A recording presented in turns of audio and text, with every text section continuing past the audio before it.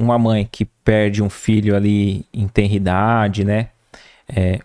Ou que não pode ter filhos, logicamente, né, o que eu vou falar agora não é generalizando, né? Não é para que a gente condene, né?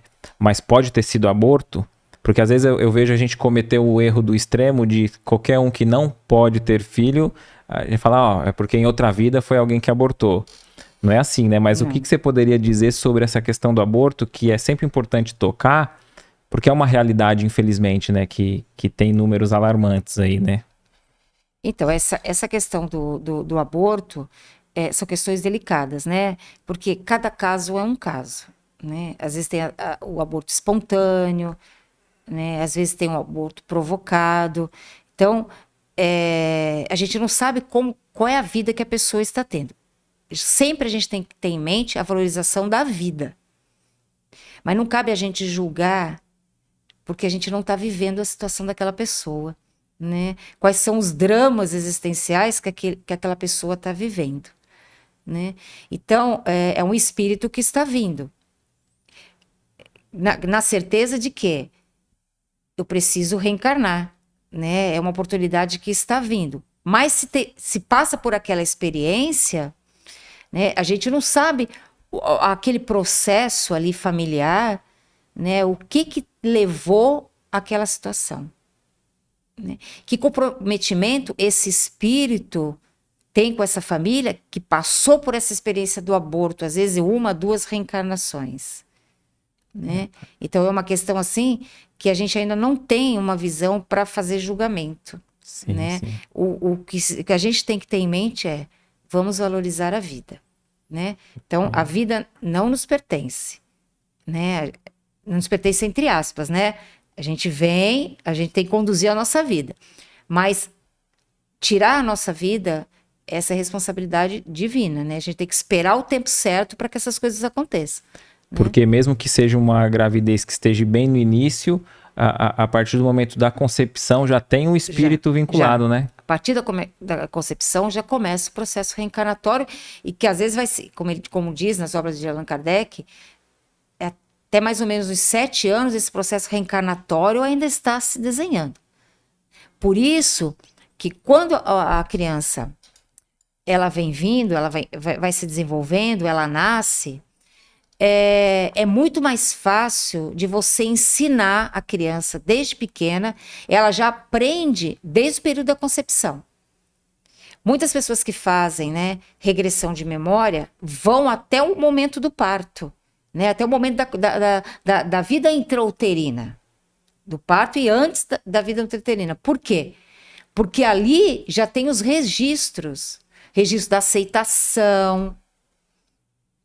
Se você está recebendo aquele espírito com acolhimento ou não, Uma vez eu né? ouvi um caso de uma pessoa que foi fazer. Eu não sei quem me contou, não vou lembrar a fonte, né? Mas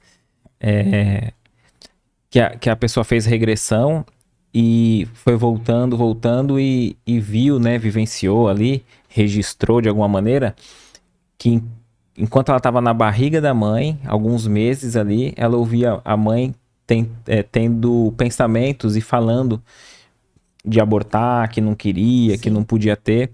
E aí ela depois conseguiu, de certa forma, compreender o porquê que ela tinha esse distanciamento com a mãe. E Sim. isso pode acontecer. Pode ficar registrado. Fica registrado as músicas, as conversas, tudo isso que é registrado, né? Absorve tudo, porque o espírito está ali, né? Ele absorve, né? Então, no período infantil, é um período que fica muito mais fácil de você ensinar. Por quê? Porque quando você vai reencarnar, você passa por um processo, né, de perda de memória, perda de lucidez. Está tudo nesse livro Missionários da Luz, da reencarnação de Segismundo. Então, você tem essa perda de informações. Então, aquelas características que você tem, sejam elas boas ou ruins, elas vão chegando gradativamente, com o desenvolvimento dos órgãos, né, do processo todo. Porque, por exemplo, andar, caminhar, comer, falar. A gente já fez isso várias reencarnações. Por que a gente volta e tem que começar desde esse processo de novo? Né? A gente começa desde o início. Na própria reencarnação, você faz a memorização de quando você era, quando seu princípio inteligente estagiava no reino animal. Você vê que dentro da barriguinha da mãe não tem um bichinho, parece um girino, né, numa bolsa aquática, né? É os processos lá para trás, da nossa forma. Então você tem que rememorar, você tem que voltar lá para trás, trazer todas essas informações para você chegar até a condição nominal que você está hoje, né? Então é muito mais fácil. Você tem que apagar um monte de informação, apagar entre aspas, né? Fica arquivada. Um reset, né? Você coloca numa caixinha ali, fica lá.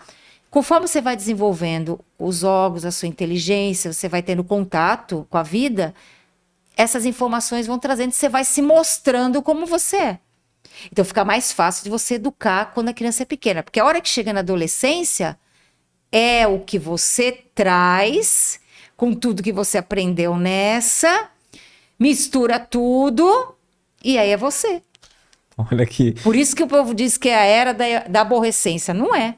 É muita informação que chegou com aquela que você já tem e eu tenho que direcionar isso. Então é uma fase que precisa de muita orientação também. O que você achou desse corte? Coloca aqui nos comentários a sua opinião sobre esse tema. Para ver o episódio completo, é só pesquisar Recomeçar Podcast Espírita. E caso tenha ficado alguma dúvida sobre a doutrina espírita, é perfeitamente normal. Procure ler as obras de Allan Kardec.